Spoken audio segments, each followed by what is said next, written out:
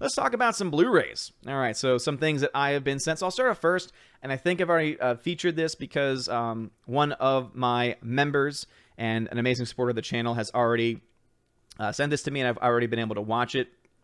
I know I'm kind of backed up on movie reviews, but we're especially getting crunched at the end of the school year, and so just haven't had a lot of time, and of course want to spend as much time with Baby Thor as I possibly can, and things are crazy, but I'm going to try over the summer especially to really, because I have a list of films and the reviews, and there's even more films I know I need to add to the list, but to really be able to get all those reviews out there. But I want to shout out Rosie G12 once again, because she had sent me a while back Lost in Translation with Bill Murray. I was finally able to watch it probably, a week or two ago. And I will say, I do think it's a well-made movie. I just personally wasn't the biggest fan of it. It features relationships, right? It's a movie about relationships and two different people at different points in their relationships.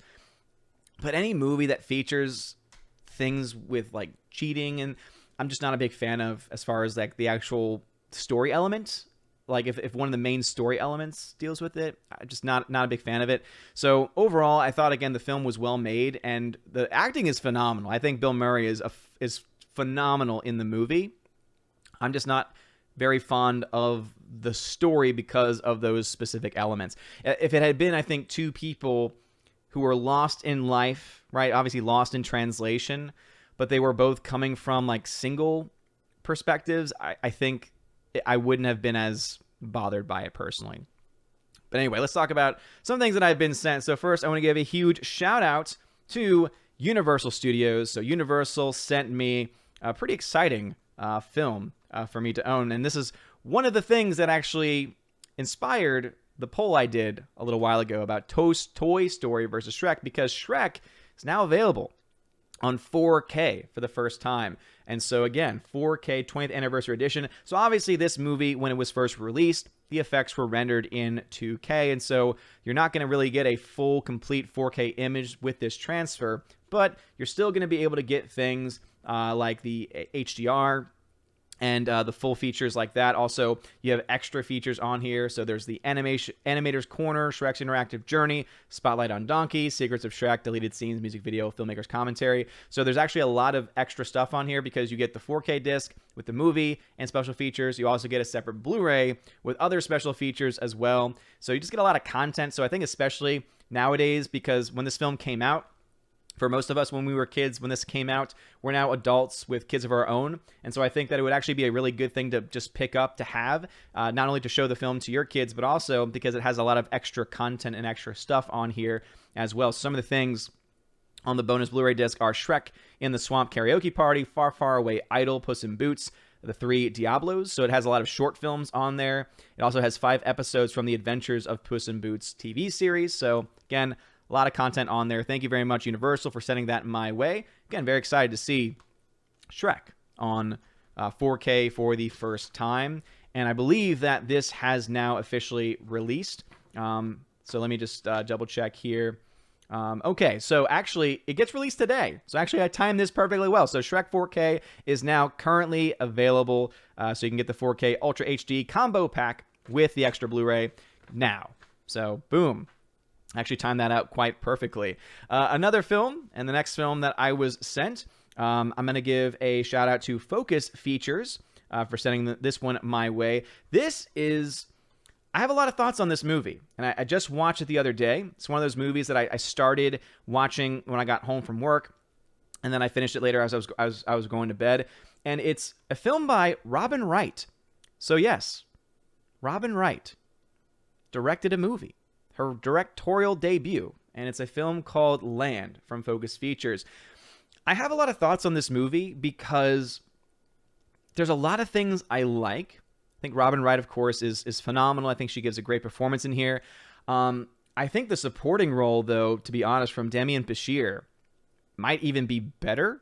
Like, I think Demian Bashir gives a fantastic performance. And so I think, to be honest, I think it really speaks a lot to Robin Wright, getting a really great performance from him. I mean, he's a great actor in general. If you've never seen him in The Hateful Eight, he does a great job in The Hateful Eight with a character that can't really understand all that much, but is hilarious nonetheless.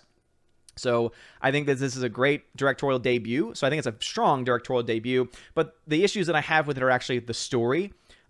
Like, for instance, she is someone who's been traumatized by an event in her life, which unveils and is unfolded by the end of the movie, where she finally reveals it to Damian Bashir's character.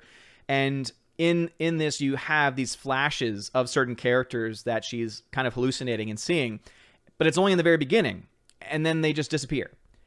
And to me, I was like, what would have been the more interesting storytelling element is to have those characters consistently show up throughout, and then be able to kind of have like this closure moment, but it never happened. So like they're there and then they just disappeared and they're dropped. So I thought that was kind of a weird story element. Also, the cinematography, it was done by someone who is not a member of the guild. Because you know how they have all the different guilds, the directors guilds, thing like that. And you can always tell in the movies, it'll have like PGA after someone's name.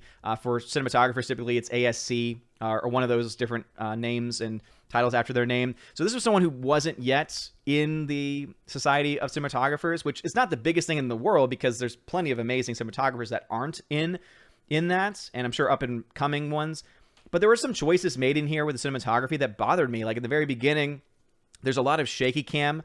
Like there's shaky cam, but it's when she's walking. So she's just walking. She's not doing anything crazy. And I understand like probably the effect they were trying to get was that her world's crumbling apart, I guess. But it was very distracting and it just didn't look good. It didn't translate very well onto the image itself. And then in transition to the next journey of her life, because one of the things I do love about the movie and the story is about someone going off to live in a cabin isolated from the world. And I've always loved movies like that. I've talked about this before about films like Leave No Trace. I love because of this off-the-grid type storytelling. And I thought that this movie was probably going to follow in those footsteps, but it didn't as much. I feel like we could have spent more time. It's not a very long movie, so I felt like they could have spent another 10 minutes or so of her learning things and growing, especially as she gets better over time. But on the way that they're traveling to this house that she buys, the camera's also shaking. But it's shaking because it's like clearly inside a car. And so you can see the road shaking. And I think that's just lazy cinematography. Because you're trying to show all of the different things going on. You're trying to show all of the different images of the mountains and the trees and nature and everything, and to look beautiful. And then you have this shaking camera where you're like, okay, clearly this is not being stabilized by anything. So again, there are things in here I do like Robin Wright's performance. I think her direction's pretty good, especially with Damian Bashir.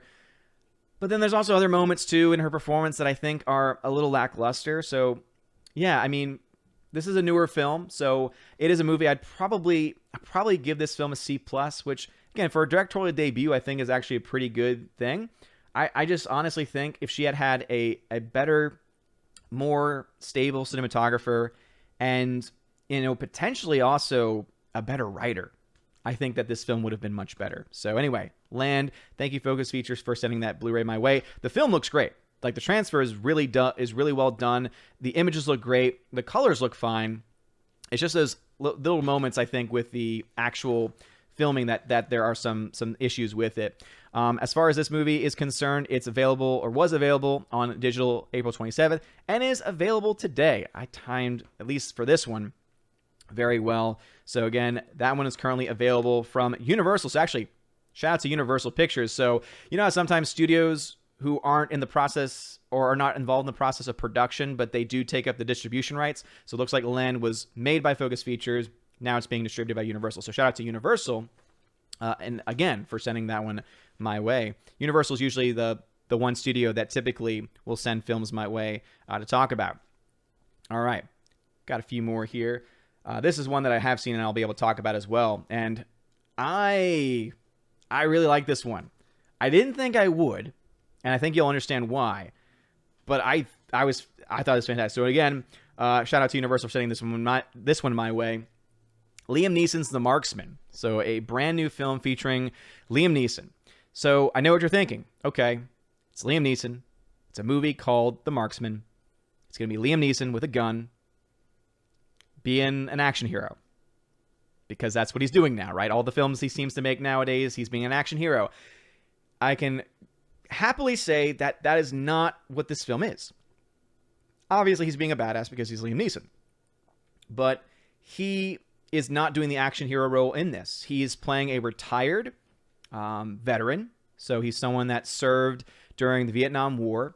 And so therefore it explains why he does have good marksmanship, right? It's called the marksman for that very reason. And it's interesting because it deals with him. He lives on the southern border. So he lives on and actually does some on his own time accord, or rather on his own time going through the land that he owns and basically monitoring the fence because it's part of it's on his land, part of the border's on his land. And so he oftentimes will report in cases of illegal immigration. And so in this, we find that he has these interactions with these characters, but these are characters that are also on the run from drug cartels who are present when he runs into them. And it forces him into the situation where he has to basically take care of this kid. He has to take care of this kid. And he makes a promise to the dying mother that he will bring the child to Chicago to be with his family. And he's now torn because he believes in justice, he believes in the law, but then at the same time, he knows that this child is being chased down by the drug cartels as well. So I think it's actually told a pretty nuanced story there where it could have gone, I think, in one extreme direction and it decided not to. However, I will say there are a few moments in here. There's a couple of lines that I do think had some political motivation to it. Because one of the things mentioned, he's talking to his stepdaughter who's working for immigration, and he makes some quip about, do you honestly think that they will grant him asylum, especially with things being as they are now? And to me, it kind of, especially since this film was definitely produced and made during the time of the last presidential administration, I feel like there was a knock there. But I think that it's a line that most people probably wouldn't notice or won't notice. And typically, I think also one could argue he's talking about the state of the border with the drug cartels and with the corruption because of the drug cartels. So again, as I said, that's really the most, I guess, woke you can say the movie really is as far as that's concerned. But it is really awesome. I think the story is actually much better than what it probably should have been. And just to see the journey that Liam Neeson's character goes on as he is helping this 11-year-old kid, Miguel. By the way, the kid that plays Miguel does a great job. Again, very compelling stuff, and I think the chemistry between them works really well. There is one actor who plays like the leader of the drug cartel, or at least like the head muscle for the drug cartel, who his performance is a bit, it's okay. Like there's moments when he's pretty menacing, and there's other moments where you're like, can just tell that he's not as polished of an actor. But overall, I actually was very fond of this movie. So The Marksman with Liam Neeson, I'd probably give this film a B+, because it was a lot of fun, and it's a movie that I could see myself probably watching again. It does have one of those endings though, where you're like, it's open-ended in certain respects, and I don't know. I'm kind of mixed when it comes to those types of open endings as such. But let me see. I thought I had a piece of paper for it, but I guess I don't. So I think this one, since this one I think was sent a little bit earlier than the others, I think this one is already available. And if it's not, it's probably available as of today. All right, I should be able to go through the rest of these relatively quickly because I've not been able to watch these. And so another one sent by Universal, shout out to them. They sent me this film, Our Friend, on DVD. And this film features Jason Segel, Dakota Johnson, and Casey Affleck. So a great cast here. It says, Our Friend tells the inspiring, extraordinary, true story of the Teague family, a journalist and his vibrant wife and their 2 young daughters, and how their lives are upended by Nicole's heartbreaking diagnosis of terminal cancer. So it sounds like this is probably going to be a tearjerker drama. So if that's the kind of movie that you're interested in, Our Friend, with a pretty solid cast. And then I also got my movie sent to me from MVD Visual, which also sends me Arrow Video videos. So thank you again. Shout out to MVD Visuals, always sending me stuff. I haven't been to a P.O. Box in several weeks, and so I think I probably have more things waiting for me from probably from them as well. But here are some of the things that they have sent to me. So one is an Arrow Video release, Death Has Blue Eyes. So Death Has Blue Eyes. So if anyone doesn't know Arrow Video, they're kind of like the Criterion Collection, but they pick up more, I guess you could say, more obscure films, cult classic, cult following type movies, give them great transfers for the first time ever and put them out on Blu-ray, and they're now doing 4K titles as well. So they really do really awesome work. Anyway, this says, Death Blue Eyes is a gripping paranormal action thriller with shades of giallo from the director, the cult classic video Nasty Island of Death, 1976. So some of y'all might already know what this one is, but anyway, Death Has Blue Eyes is currently now available. on Blu-ray. You also have this next one from Arrow Video, The Invisible Man Appears, so part of the Invisible Man universe. And it says here, finally released outside Japan for the very first time, these unique riffs on H.G. Wells' classic character, though undoubtedly also indebted to Universal's iconic film series, are two of the earliest examples of tokusatsu, special effects cinema, from Dai Studios, later the home of Gamera. So I know there are some fans of Gamera out there. So this has The Invisible Man Appears and The Invisible Man versus the Human Fly. So actually this is a double feature. It has both films on here for the first time in Blu-ray and available for Western audiences. Another Arrow Video release. This is a movie called The Bloodhound. So available on Blu-ray. It says, for the first-time feature director, Patrick Picard brings a fresh take to the one of the best-known stories from the master of mystery and the macabre, Edgar Allan Poe's The Fall of the House of Usher. In his new slow-burner horror thriller, The Bloodhound, a hauntingly atmospheric tale described by The Hollywood News as an impressively stylish and intellectual debut. So it actually sounds pretty good. So if you're a fan of Edgar Allan Poe's stories, looks like this is a variation of that. And we have a couple here from MVD Visual, which also do their own transfers as well. And they definitely go for a lot of these older TV shows that have never been put on Blu-ray or DVD, and to get them in digital format for the first time, and some even more obscure movies as well. So this is called Night Beast. And this is directed by Don Dohler. Interesting. Featuring music by J.J. Abrams. Now, I know that everyone has opinions about J.J. Abrams, but I never knew he did knew he did music. In fact, I'm very confused because this movie came out in 1982. I guess J.J. Abrams would have been around. That's what? It says an alien with an appetite for blood and disembowelment is set loose on a small town when its spacecraft crashes and explodes. So those are the kind of films that you like. Night Beast, available on Blu-ray from MVD Visual. And then the last film they sent me is Honor Killing. So, Honor Killing on Blu-ray. This says, film by Mercedes. Let's see, a young woman with no name, Mercedes the Muse, is victim to a savage sexual assault. She is further betrayed when her own family decides the only honorable thing to do is kill her. But you can't keep a good woman down. So, those are the kind of movies you like. There's actually an image here where she's pulling out someone's eye. So anyway, shout out to MVD Visual. Always great to be sent those movies. So thank you again, as always. And shout out to Universal for all the films sent as well. And thank you all for listening to me talk about the Blu-rays I got. All right.